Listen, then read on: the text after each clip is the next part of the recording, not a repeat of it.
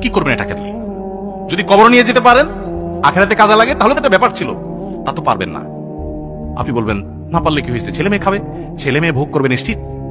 বহু মানুষ সম্পদ রেখে চলে গেছে, তার ছেলে মেয়েরা ভোগ করতে পারে নাই, হাতে বুতে অন্য মানুষ খেয়ে ফেলছে, আছে না নাই? সবচেয়ে বড় হতভাগাকে জানেন? আল্লাহর জমিনে সবচেয়ে বড় দুর্ভাগা, সবচেয়ে বড় বেয়াকুব এবং নির্বোধ মানুষ হলো সে, যে যাদের জন্য চুরি করবে তারাও সে দায় নিবে না। কিয়ামতের দিন ছেলে আয়সা বলবে না, আব্বা চুরিদারি ডাকাতি 2 নম্বরই যা করছেন, ঘুষ সুদ যা খাইছেন, আমাদের জন্যই তো খাইছেন, আল্লাহ আমার আব্বারে জাহান্নামে দিন, আমাদের নিয়ে যান। বলবে না ভাই, কোরআন বলেছে ইয়াউমা ইয়াফিরুল মারউ মিন আখিহি ওয়া উম্মিহি ওয়া আবিহি ওয়া সাহিবাতিহি ওয়া বানি।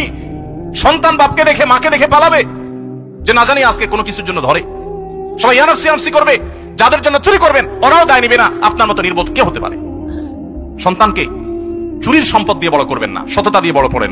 আমাদের সমাজে আজ ঘরে ঘরে সেই মা বাপ আছে যে মা বাপ চায় আমার সন্তান থাকুক আজ দুধে ভাতে, সেই মা বাপ নাই যে মা বাপ বলে আমার সন্তান থাকুক আজ ঈমান আমলে সততার সাথে।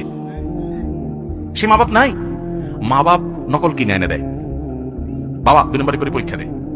যেই মা বাপ সততা শিখাবে, সততার সংকল্প করাবে, সেই মা বাপ চুরি শিখাচ্ছে। এজন্য সমাজের রন্ধ্রে রন্ধ্রে, কাজে বাজে, কোনা কাঞ্চিতে সর্বত্র দেখবেন চোর আর চোর উৎপাদন হচ্ছে, দুর্নীতিবাজ উৎপাদন হচ্ছে।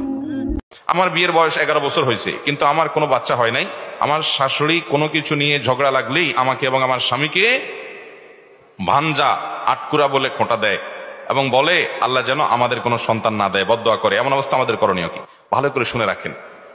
অনেক এলাকাতে এটা আছে যে কারো ছেলে মেয়ে না হলে তাকে আটকুরা, ভাঞ্জা, এটা সেটা আরো কি জানি বলে, এরকম বিভিন্ন কথা বলে।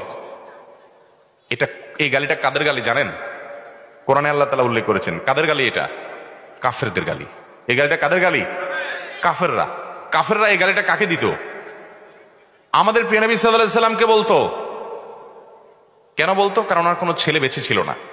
বলতো তুমি নির্বংশ, তোমার বংশ নাই, তুমি মরে গেলে তোমার কোনো ছেলে সন্তান নাই, বংশ কিভাবে টিকবে? বংশের চেরা ঘাড়ি কেন বাদ থেকে জ্বালাবে? নির্বংশ বলে গালি দিত আমাদের নবী সাল্লাল্লাহু আলাইহি সাল্লামকে। কারা? কাফেররা। আল্লাহ তাআলা সূরা ইন্না আতানাকা কাউসারের মধ্যে জবাব দিয়েছেন, ইন্না আতাইনাকাল কাউসার ফাসাল্লি লিরাব্বিকা ওয়ানহার ইন্না শানিআকা। যারা আপনাকে নির্বংশ বলছে, ওরা বরং নির্বংশ। ওদের নাম নেয়ার মতো, ওদের বংশে চেরাগ জ্বালানোর মতো লোক দুনিয়াতে পাওয়া যাবে না। আবু জাহাল, আবু লাহাবদের নাম নেয়ার মতো দুনিয়াতে মানুষ আছে? ওদের 14 গোষ্ঠীদের যদি গালিগালাজ করে সারা দুনিয়ার মানুষ, একটা মানুষের চোখের পানি ফেলানোর মতো আছে? আর নবী করিম সাল্লাল্লাহু আলাইহি সাল্লামকে আল্লাহ রাব্বুল আলামিন এইভাবে তাকে জিইয়ে রেখেছেন, টিকিয়ে রেখেছেন যে তার সম্পর্কে কোনো কটু কথা বললে হাজার হাজার মানুষের হৃদয় রক্তক্ষরণ হয়। তাহলে তোমাদের ছেলে মেয়ে থেকেও তোমাদের অস্তিত্ব পৃথিবীতে টিকে নাই, কিন্তু তার ছেলে না থেকেও শুধুমাত্র কন্যা সন্তান বেঁচে ছিলেন, ছেলেরা মারা গেছেন ছোট থাকতে, তারপরও আল্লাহ তাআলা তাকে টিকিয়ে রেখেছেন। তাহলে কারো সন্তান না হলে, ছেলে না হলে, মেয়ে না হলে বা সন্তান না হলে তাকে আটকুরা বলা, ভাঞ্জা বলা, এটা বলা, সেটা বলা, বন্ধা বলা, নানা রকমের কটু কথা বলা, এটা কাফেরদের চরিত্র। কোন মুসলমান এটি করতে পারে? সন্তান না হওয়া কি কারোর হাতে? আল্লাহ কোরআনে বলেছেন আল্লাহ তাআলা যাকে ইচ্ছা তাকে কন্যা সন্তান দেন, যাকে ইচ্ছা তাকে পুত্র সন্তান দেন, যাকে ইচ্ছা দুইটাই দেন, যাকে ইচ্ছা কোনোটাই দেন না। ওয়াজআলু মান ইয়াশাউ আকিমা, যাকে ইচ্ছা তাকে আল্লাহ বন্ধা করেন।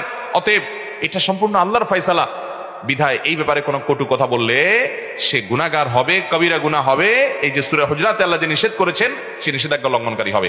আল্লাহ তাআলা আমাদের চরিত্রগুলো যেন সুন্দর হয় সেরকম মানুষ হওয়ার তৌফিক দান করুন। জাযাকুমুল্লাহ। পিতা মাতার মধ্যে তর্ক বিতর্ক হলে সন্তান হিসাবে আমার করণীয় কি?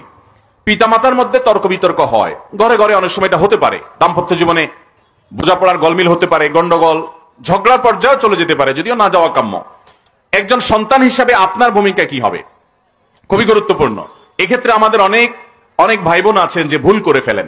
হয়তো আপনার বাবা আপনার মায়ের প্রতি জুলুম করছেন, আপনার মা আপনার বাবার প্রতি জুলুম করছেন, হতে পারে। তো যিনি জুলুম করছেন, আপনি যদি পারেন তাকে থামানোর, তাহলে আপনি থামাবেন।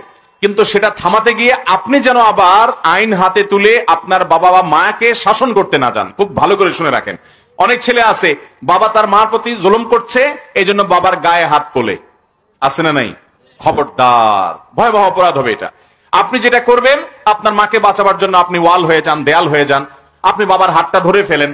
আপনি বেয়াদবি করবেন না, আপনি তাকে কাউন্সিলিং করেন, তাকে বুঝান, ঠান্ডা মাথায় নসিহত করেন, যখন স্বাভাবিক হয় অন্য কাউকে দিয়ে বুঝান, অন্য কারোর সহযোগিতা চান, আপনার দাদা দাদি, বড় চাচা, অন্য যারা আছেন তাদের কাছে বিচার দিয়ে তাকে সংশোধন করেন, আপনি উদ্যোগ গ্রহণ করেন। অতিরিক্ত জুলুম হচ্ছে, মাকে আপনি বাঁচাবার জন্য বিভিন্ন উদ্যোগ নেন, কিন্তু তাই বলে আপনি বাবার বিচারের দায়িত্ব বা মাকে শাসন করার দায়িত্ব আপনার হাতে তুলে নিতে পারেন খবরদার, এটা অনেক যুবক ভাইরা ভুল করে বসেন। আল্লাহ আমাদেরকে বোঝার তৌফিক দান করুন।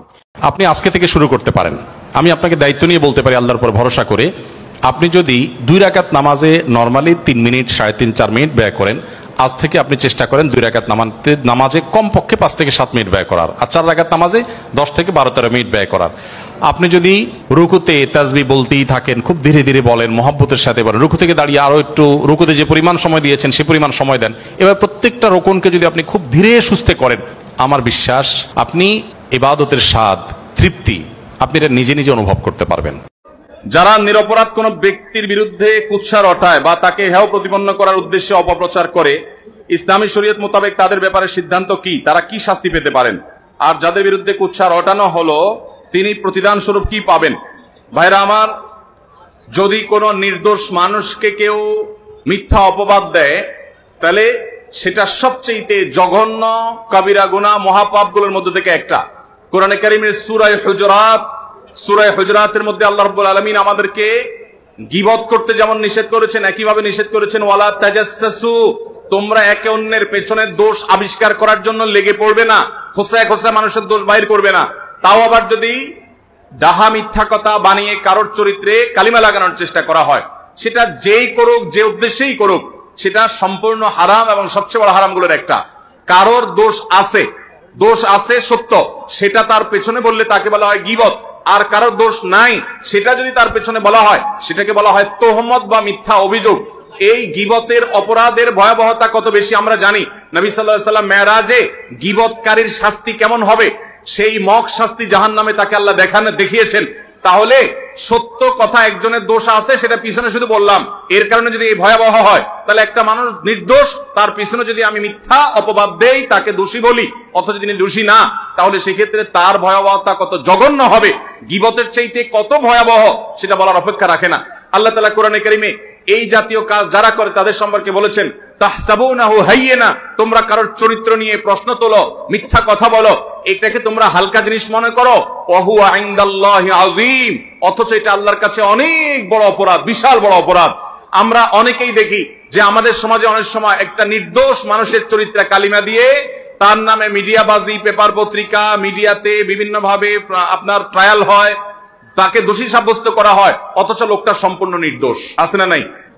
এরকম নির্দোষ মানুষকে দোষী হিসাবে সমাজের মানুষের কাছে দেখানো হয়, তুলে ধরা হয়। যারা এই কাজ করে আল্লাহর জমিনের সবচেয়ে নিকৃষ্ট মানুষগুলোর একটি। এর জন্য তাদেরকে মানুষের চরিত্র হনন করার অপরাধে কিয়ামতের ময়দানে বিচারের মুখোমুখি হতে হবে। ওই লোকটা মাফ না করলে স্বয়ং আল্লাহ এই অপরাধ মাফ করবেন না। অতএব আমরা কেউ কারোর পেছনে মিথ্যা অপবাদ দেওয়ার এই ভয়াবহ অপরাধ থেকে বেঁচে থাকবো ইনশাআল্লাহ। ভাইরা আমার, আমরা অনেক সময় ধারণা করে মানুষের সম্পর্কে বাজে কথা বলি। আল্লাহ বলেছেন যে এরকম ধারণা করা যাবে না, ইন্না বা'দায যান্নি ইসম, কিছু কিছু অপরাধ ধারণা মানুষের প্রতি যে মন্দ ধারণা করেন এটা গুনাহ। নবী সাল্লাল্লাহু আলাইহি ওয়াসাল্লাম বলেছেন ইয়্যাকুম ওয়াজ-যান্না ফা ইন্নাজ যান্না আকযাবুল হাদিস, কারোর পেছনে মন্দ ধারণা করা থেকে বিরত থাকবে, কারণ এটা সবচেয়ে বড় মিথ্যা কথা। ভাইরা আমার, ফেসবুকের এই যুগে আমরা কিছু পাইলেই হলো, সত্য অসত্য যাচাই করার খোঁজ খবর নাই, ধুমায়া সেটাকে আমরা প্রচার করে বেড়াই। অনেক সময় দেখা যায় একটা লোক ইসলাম বিদ্বেষী, হয়তো একটা লোক বেনামাজি, হয়তো একটা লোক খারাপ, কিন্তু তার ব্যাপারে একটা মিথ্যা কথা তুলে দিল, সে খারাপ হয়েছে, সেজন্য কি তার নামে মিথ্যা বলা জায়েজ হবে? মুসলমান কারোর ব্যাপারেই মিথ্যা কথা বলতে পারে, এমনকি কেউ যদি আল্লাহর দুশমন হয়, নবীর দুশমন হয়, তারপরেও তার চরিত্রে কালিমা দেওয়া, তাকে মিথ্যা অপবাদ দেওয়া ইসলামে জায়েজ নাই, হারাম হারাম হারাম। মুসলমান কখনো কারোর চরিত্রে কালিমা দিতে পারে? আমাদের সমাজে এখন মানুষের কাছে সবচেয়ে জনপ্রিয় গুনাহ হলো এটা, সবচেয়ে জনপ্রিয় গুনাহ হলো মানুষের ব্যাপারে বাজে কথা বলা, মন্তব্য করা, রসিয়ে রসিয়ে। এগুলো আমাদের খুব মজার একটা কাজ হয়ে গেছে। আল্লাহ তাআলা আমাদের এই ভয়াবহ গুনাহ থেকে বেঁচে থাকার তৌফিক দান করুন।